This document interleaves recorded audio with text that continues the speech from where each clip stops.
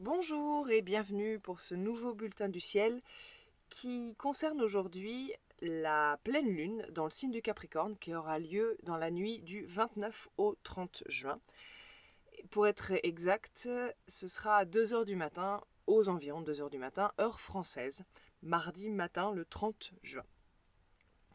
Cette pleine lune aura donc lieu au 8e degré du signe du Capricorne.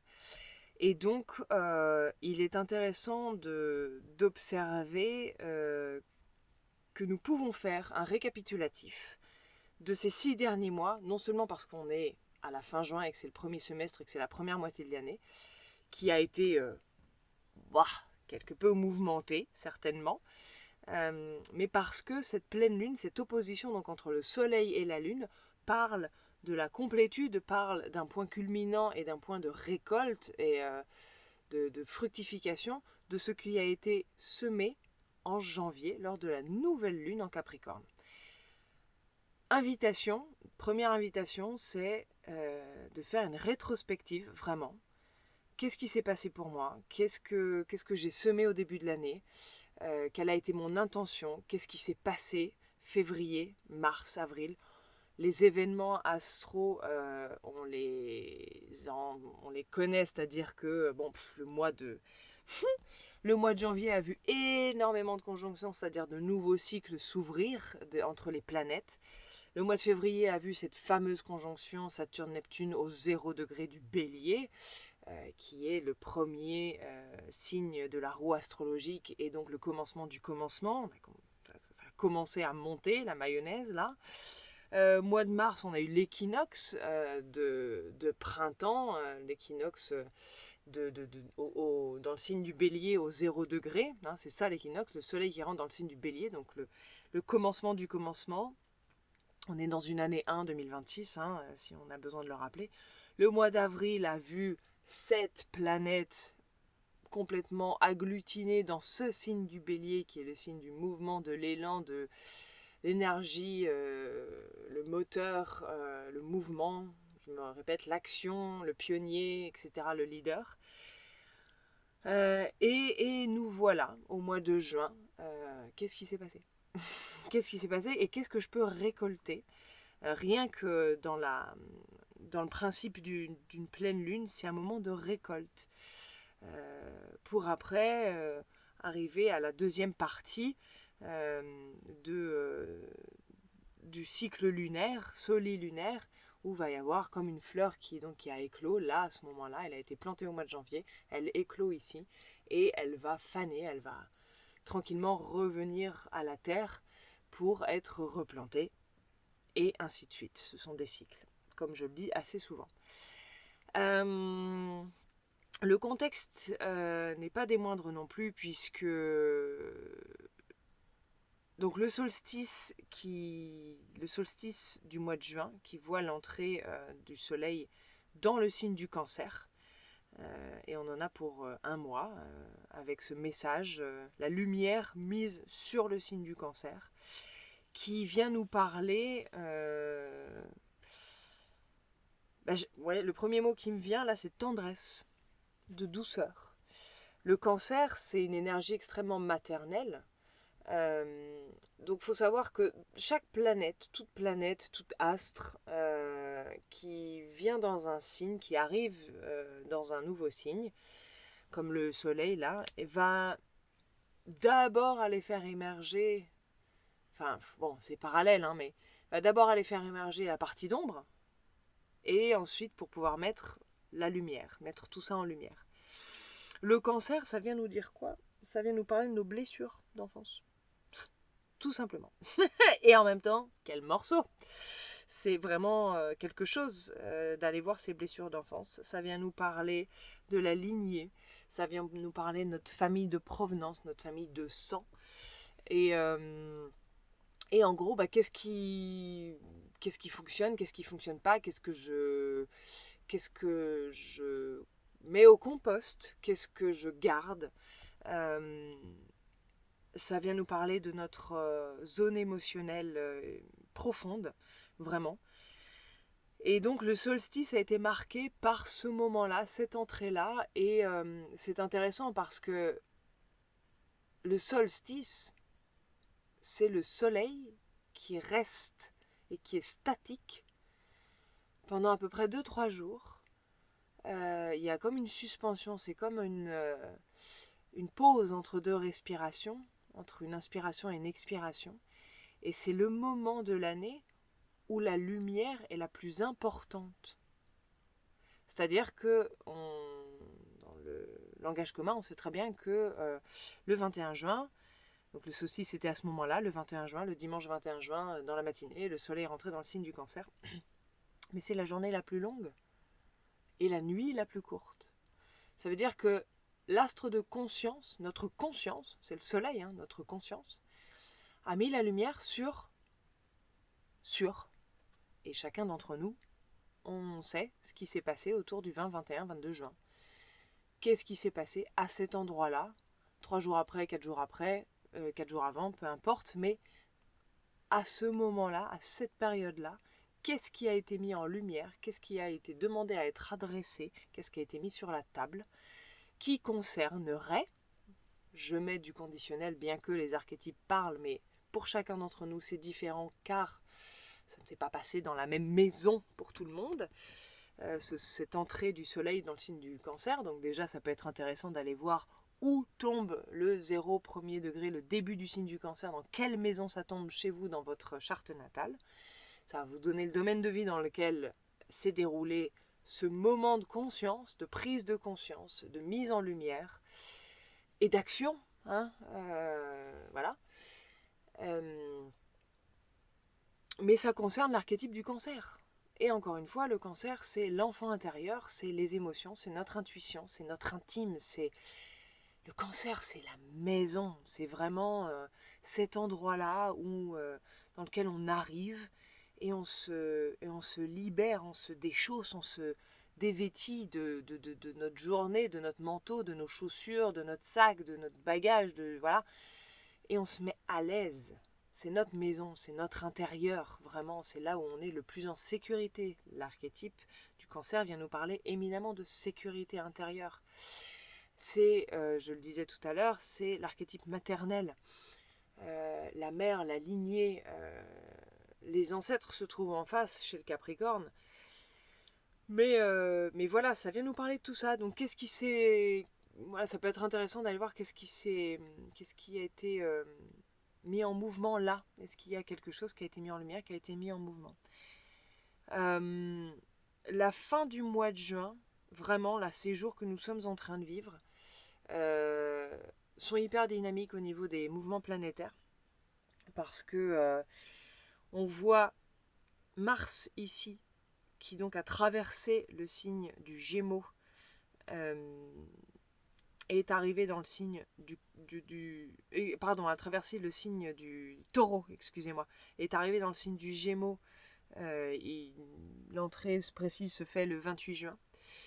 Dans peu de temps, le 4 juillet, on va avoir une conjonction entre Mars et Uranus, je vais y arriver, en Gémeaux, hyper réactif, hyper surprenant, hyper actif, hyper mouvant, voire agressif, voire violent, mais ça dépend.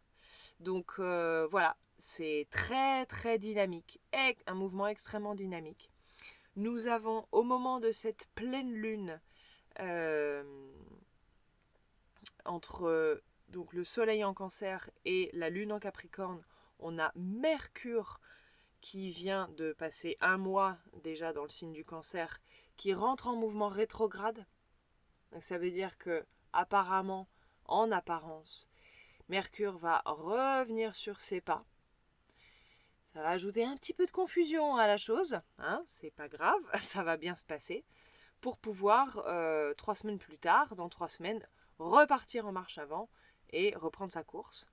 Et le 30, à quelques minutes, heures de cette pleine lune, nous avons Jupiter qui se trouve au moment de la pleine lune à 29 degrés 57 minutes. Donc vraiment, on éternue et pif, Jupiter arrive dans le signe du Lion. Pour 3 jours, là, c'est énorme. C'est énorme. C'est beaucoup de choses qui se passent. Est-ce qu'on peut le sentir à l'intérieur de nous, ça? Personnellement, Oui.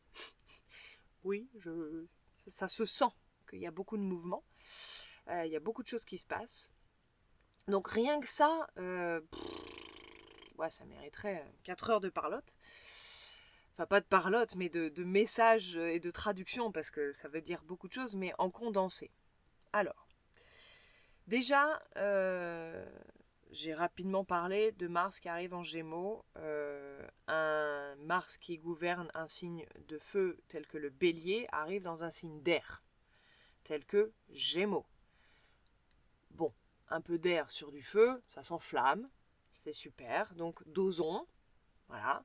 Mais ça peut être très vif, ça peut être très vif. Mars qui parle d'action et de mouvement, avec dans l'archétype du Gémeaux qui parle du mental, ça peut partir vite au niveau mental, mais peut-être est-ce qu'on peut avoir des espèces d'idées de génie qu'on peut mettre en action plus facilement.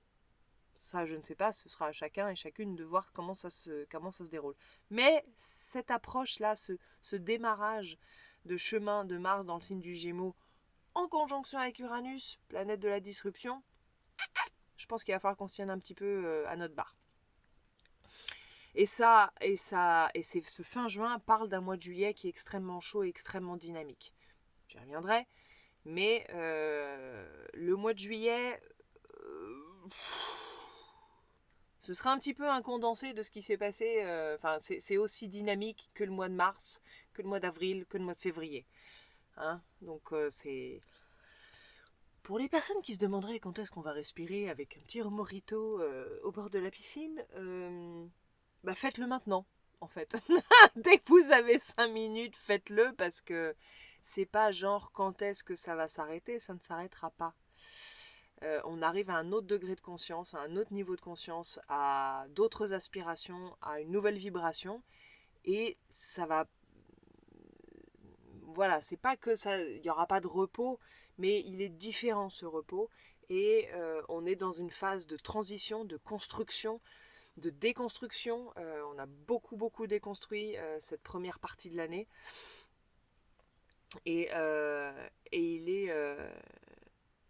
il est important, je pense, de savoir que l'idée c'est de continuer à retrousser ses manches pour pouvoir construire la vie qu'on désire avoir le plus authentiquement possible, enfin la vie la plus authentique que l'on veut avoir par rapport à qui l'on est. Mars vient nous parler d'identité, bien sûr. Alors, ensuite, donc, je parlais du soleil qui rentre dans le signe du cancer et qui est venu nous parler, et profitons encore du soleil qui est dans un signe d'eau, le cancer, de Mercure qui est dans un signe d'eau, le cancer. Jupiter s'en va et lui rentre dans un signe de feu, le lion. Mais le mot qui m'est venu tout à l'heure, c'est la tendresse, parce que le cancer, au-delà de allons voir l'enfant intérieur qui a besoin de réparation, qui a besoin d'être consolé, qui a besoin de sécurité, qui a besoin de tendresse, mais c'est à nous-mêmes qu'il faut la donner, c'est pas à l'extérieur qu'il faut aller la chercher. Il est vraiment là le message aussi du cancer. Et donc ça vient vraiment nous inviter à prendre soin de nous-mêmes. D'abord, quels sont mes besoins? De quoi est-ce que j'ai besoin, moi? Et qu'est-ce que je peux me donner pour satisfaire mes besoins et répondre à ces besoins qui me font du bien, enfin, qui me donnent de la sécurité, qui me donnent de l'amour intérieur, qui me donnent de la tendresse, qui me donnent cette espèce de... Vous voyez, cette... ouais, sécurité, il n'y a pas d'autre mot qui me vient. Mais cette accolade maternelle qui vient et qui dit c'est ok, je suis là. Soyons là pour nous.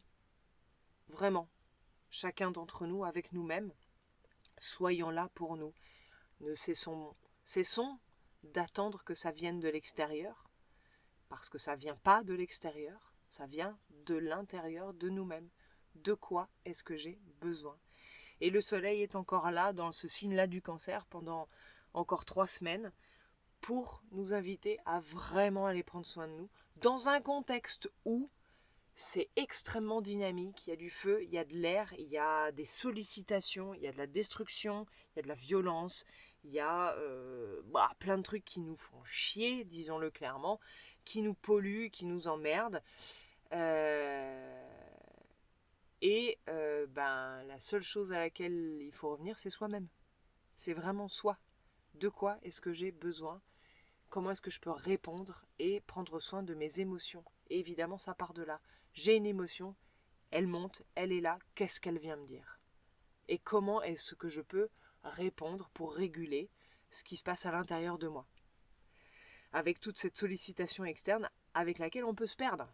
Enfin, je veux dire, à travers laquelle on peut se perdre. Il y a beaucoup d'infos, il y a beaucoup de choses qui se passent. On peut être, on a passé un moment où le mental était très sollicité. Mars qui arrive encore dans le signe du Gémeaux, wow, ça peut faire beaucoup de bruit mental. Prenons le temps de redescendre à l'intérieur de nous, dans nos tripes, là où sont logées les émotions, et prendre soin d'elles. Profitons de ce signe d'eau, je disais, parce que Jupiter, donc qui vient de passer une année, et alors là c'est pareil, une autre rétrospective à faire en dehors de ces 6 derniers mois où il y a eu un plantage de graines en Capricorne au mois de janvier. Là on voit la fructification et la complétude de ce cycle-là avec la pleine lune, mais Jupiter qui passe une année dans le signe du Cancer, est-ce qu'on peut récapituler un peu le Cancer là aussi? Pendant un an là, qu'est-ce qui s'est passé? Jupiter étant la planète de l'amplification.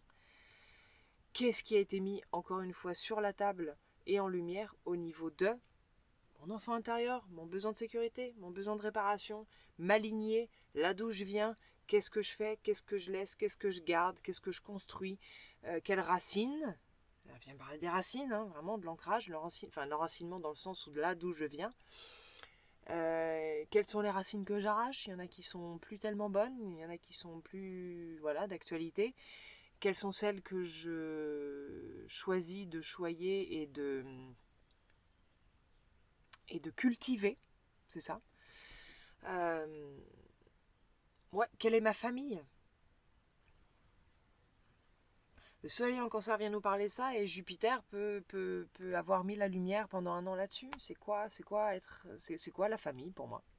Qu'est-ce que c'est? C'est une famille de sang, c'est une famille que je me construis, c'est une famille qui vibratoirement est sur la même longueur d'onde que moi ou pas, enfin voilà, qu'est-ce que c'est? Il n'y a pas de bonne réponse, il y a une réponse juste pour chacun et chacune d'entre nous. Mais qu'est-ce que c'est pour moi? Et encore une fois, le Cancer vient nous parler de nos propres besoins qui sont légitimes et il n'y en a pas un incorrect plutôt qu'un autre par rapport au voisin, à la voisine, à la tante, à la sœur, à la mère, au père, ou voilà. Moi, de quoi j'ai besoin? Et comment est-ce que je peux y répondre? Et Jupiter qui a mis donc la lumière et sa loupe là-dessus pendant un an, et ben là, le 30 passe dans le signe du Lion. Tada! Signe de feu qui fait que nous avons Jupiter et Saturne, les deux planètes collectives qui sont dans un signe de feu, puisque Saturne est dans le signe du Bélier bien sûr, et Pluton dans un signe d'air, le Verseau, Uranus dans un signe d'air, le Gémeaux, et Neptune dans un signe de feu, le Bélier. Donc les trois planètes, Pluton, Neptune, Uranus, dans un signe, dans leur signe de feu et d'air. Trois planètes transpersonnelles. Donc nous avons les deux planètes collectives et les trois planètes transpersonnelles qui sont dans des signes de feu et d'air. Et ça y est, c'est bon, c'est fait. Toutes ces planètes-là sont passées de signes de terre et d'eau à des signes de feu et d'air.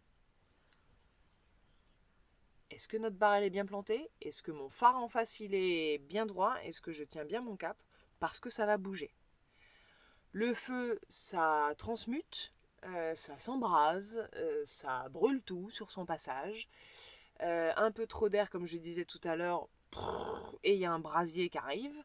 Il y a un air qui peut être juste pour justement raviver la flamme.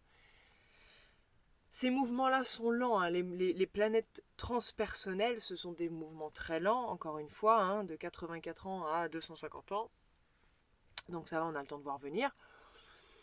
Pour une planète comme Jupiter, c'est des cycles de 1 an dans chaque signe. Donc c'est un petit peu plus proche de nous. Et le signe du lion, alors on a Vénus qui déjà depuis 15 jours nous parle du lion déjà. Hein, j'en avais parlé dans la dernière vidéo. Elle vient déjà un peu déblayer ce que veut dire le lion et l'archétype du lion, déblayer dans le sens mettre un peu de lumière sur le signe du lion. Mais Jupiter, comme je le disais tout à l'heure, amplificateur, va venir nous parler de la zone d'ombre du lion et mettre en lumière ce qu'il y a à mettre en lumière également.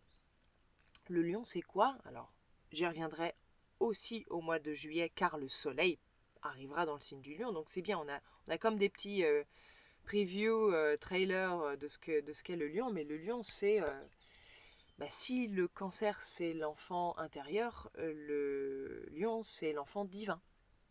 C'est le résultat du Père divin, de la Mère divine, et l'enfant divin, c'est la création, c'est la Sainte Trinité, c'est la création. Voilà. La créativité, c'est la planète, l'astre qui gouverne le signe du lion, c'est le soleil. Donc c'est la conscience, c'est la lumière qui émane de l'intérieur vers l'extérieur. C'est l'amour de soi, c'est la confiance en soi, c'est le courage. Et Jupiter va venir pendant 1 an nous mettre sa grosse loupe et son bon potentiel amplificateur là-dessus. En gros, on en est où avec cet archétype du lion à l'intérieur de nous? Les parts d'ombre, une part d'ombre bien connue de l'archétype du lion, c'est le narcissique de base. C'est moi, moi, je, regardez-moi, je suis beau, je suis là, je suis la grosse crinière, je gueule plus fort que tout le monde. Et si je rentre dans une pièce, s'il vous plaît, arrêtez-vous et regardez-moi. Qu'est-ce que va mettre Jupiter en lumière chez nous? L'ego, très très fort chez le lion. Donc, ça va être intéressant, effectivement, de voir ces parts d'ombre-là émerger. Et puis, qu'est-ce que j'en fais? Est-ce que je décide de... je m'en fous et puis c'est comme ça et je suis comme ça? Ou bien, peut-être qu'il faut que je me remette un petit peu à ma place et que... Dans ce narcissisme, on cherche beaucoup de la validation depuis l'extérieur. N'est-ce pas? C'est être reconnu par l'extérieur. L'idée, c'est de briller, vraiment. Sauf que la part de lumière du lion et un lion équilibré, c'est j'émane de la lumière. Je n'ai pas besoin de validation extérieure, car j'ai fait mon boulot en cancer avant de guérir ce que j'avais à guérir, de traiter les émotions, de les adresser, de faire ce que j'ai à faire pour pouvoir réparer et me donner à moi ma sécurité, me donner à moi cette tendresse, me répondre à mes besoins. Donc quand j'arrive en Lion, je n'ai pas besoin de l'extérieur pour me valider. J'émane, je suis, j'ai le courage d'être et je suis authentique. Le Lion vraiment, il vient vraiment nous parler d'authenticité. Donc voilà, ça va être intéressant de voir Jupiter qui arrive et qui va mettre sa loupe là-dessus pendant 1 an. On a le temps de voir venir la chose et en même temps, va y avoir d'autres choses qui vont se jouer parce que Jupiter, en rentrant dans le signe du Lion, dans très peu de temps, va faire une très très belle opposition à Pluton dans le signe du Verseau. Et là, on va parler vraiment de cet axe Lion-Verseau, moi-je et collectif. Pluton, signe de la mort, de la génération, de la régénération, de la transformation, de la renaissance, du pouvoir, etc. Va y avoir une belle conversation là qui déjà commence à se mettre en place. Et cette opposition-là, est-ce que j'ai ça dans mon... sous le nez? Non, j'ai pas ça sous le nez direct, mais je sais pas quand est-ce que ce sera exact, mais voilà, c'est dans pas très très longtemps. Donc j'aurai l'occasion de revenir sur le sujet. Avant de parler de l'archétype du Capricorne, ce qui est intéressant de voir, c'est aussi que dans les mouvements planétaires, on a Chiron, le guérisseur blessé, qui a changé de signe après une bonne 8aine d'années, qui était donc dans le signe du Bélier. Ça c'est pareil, j'en ai un petit peu parlé, qui est venu nous parler de la blessure de l'identité, Vraiment, la crise identitaire par laquelle on est passé là ces dernières années, elle est assez importante et est rentrée dans le signe du Taureau. Ça y est, et il va y rester un certain nombre d'années.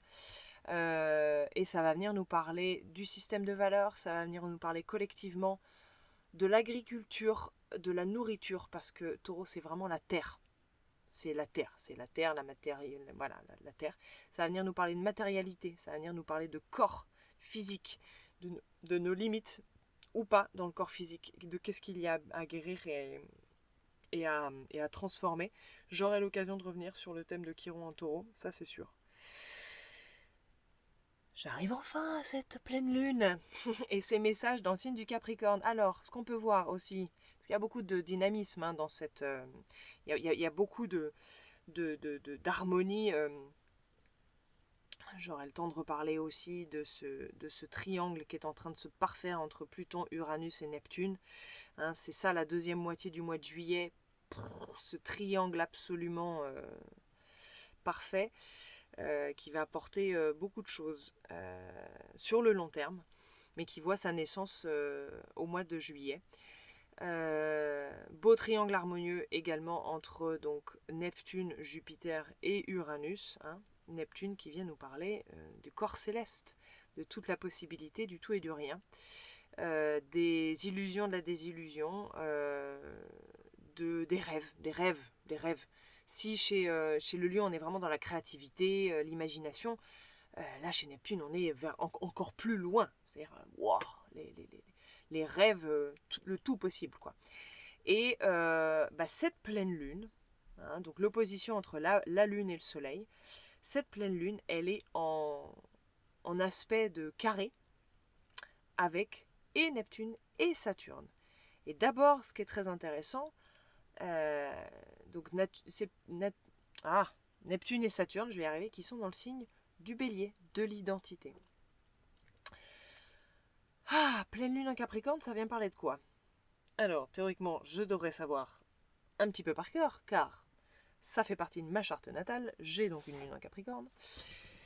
Et la lune en Capricorne, ça va venir mettre la lumière, donc ça va venir en parler de notre intérieur, notre intime, mais dans un archétype qui parle de limites et de structure, d'organisation, de réorganisation. Ça vient nous parler d'objectifs. Alors, il y a peut-être un côté où parler d'objectifs alors qu'on est un peu épuisé en ce moment. Je sais pas vous, mais moi ce que je vois, les gens avec qui j'interagis en ce moment, les choses que je vois autour de moi, etc., il y a un niveau d'épuisement ou de fatigue qui est assez impressionnant. Et je ne sais pas si c'est dû qu'à la canicule, mais je pense pas. Je pense qu'il y a des sollicitations internes qui sont assez importantes.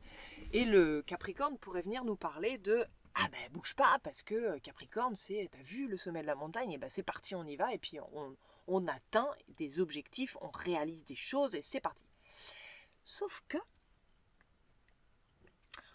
en quadrature avec Saturne, qui est donc évidemment formidablement bien organisée, la planète qui gouverne le Capricorne, dans le signe de l'identité, ça va nous parler de limites et de structures, mais peut-être qu'il va falloir les revoir. Ça va peut-être mettre de nouvelles limites dans un signe d'identité où il est important d'aller voir ce que je veux et qu'est-ce que j'ai besoin de moi mettre en place pour répondre à qui je suis authentiquement. Nouvelle structure, réorganisation, peut-être que là où j'avais des limites qui étaient peut-être trop fortes, je vais peut-être un petit peu aller adoucir. Là où elles n'étaient pas présentes, je vais en mettre. Je pense que je trouve que c'est intéressant de se poser cette question-là aujourd'hui dans ce contexte-là. Même si le Capricorne nous parle d'objectifs à atteindre, la montagne à gravir, voilà, comment est-ce que je peux atteindre mon objectif de manière la plus efficace possible. Peut-être que là, c'est peut-être pas le moment de s'orienter sur les objectifs à atteindre. Et si c'est le moment de s'orienter là-dessus, c'est comment est-ce que je peux le faire, mais en faisant le moins d'efforts possible. et en remettant une structure qui soit juste pour moi. Encore une fois, on est ici avec Saturne en quadrature de cette conscience et de cet intérieur, cette conscience soleil et cette intérieure lune, dans un signe de l'identité, de l'action, du mouvement. Et j'ai l'impression que on nous demande d'être le plus juste, le plus efficace, dans le sens où ne pas perdre trop d'énergie à. Et ça vient, comme je le disais tout à l'heure, ça vient peut-être dire, bah là, faut que je revoie mes limites, faut que je revoie mon organisation, faut que je revoie ma relation au temps. Saturne, c'est Chronos, c'est le temps. Et bah, il y a aussi cette quadrature avec Neptune, qui vient donc nous parler de ces grands rêves que l'on a, de ce monde d'en haut, ce monde céleste où on nous demande vraiment aussi, je pense, parce il est dans le bélier, hein, Neptune, hein, il n'est pas n'importe où, c'est de le ramener dans cette identité nouvelle que l'on est en train de créer, c'est de ramener cette notion et cette conscience euh, du tout possible, cette conscience de la matrice originelle d'où tout part et où tout est créé, de la ramener vraiment dans notre identité, dans qui on est là aujourd'hui. Et que peut-être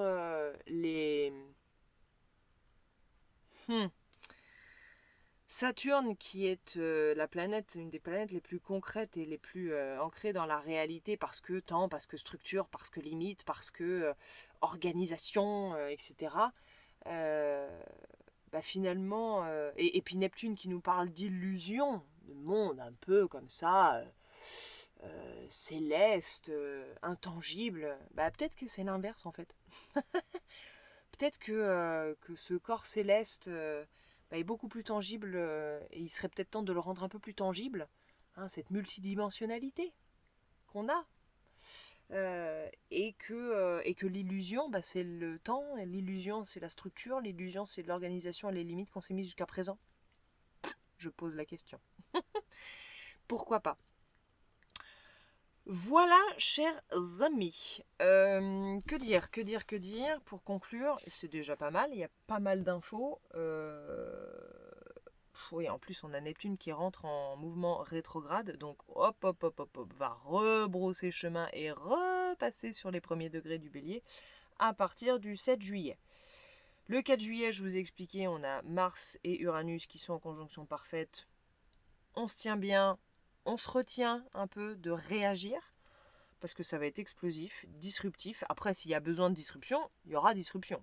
Ça, il n'y a pas de problème. Faisons confiance à l'univers pour ça. Et puis, bah, tranquillement, cette pleine lune, on va pouvoir récolter des fruits. Et la lune va continuer son chemin pour arriver au prochain cycle, au début du prochain cycle, et finir ce cycle-là de la nouvelle lune en Cancer de mi-juillet. D'ici là, restons fresh, j'ai envie de dire. Gardons notre cap. Soyons en contact de notre bassin d'émotions, parce que c'est lui qui peut nous guider vers une compréhension et une connaissance de nous-mêmes. Et donc du coup, vers une transformation qui nous permet d'agir dans le monde et d'être dans le monde de manière stable, sécure et authentique. Et continuons ce chemin d'évolution qui est absolument formidable. Je vous embrasse, je vous dis à la prochaine et merci encore pour votre soutien. Je pèse mes mots. Et encore une fois, merci n'est pas assez, car vous êtes là, et si vous êtes là, bah, je peux être là, et ce que je fais, ça sert à quelque chose. Merci encore, prenez soin de vous, et à bientôt.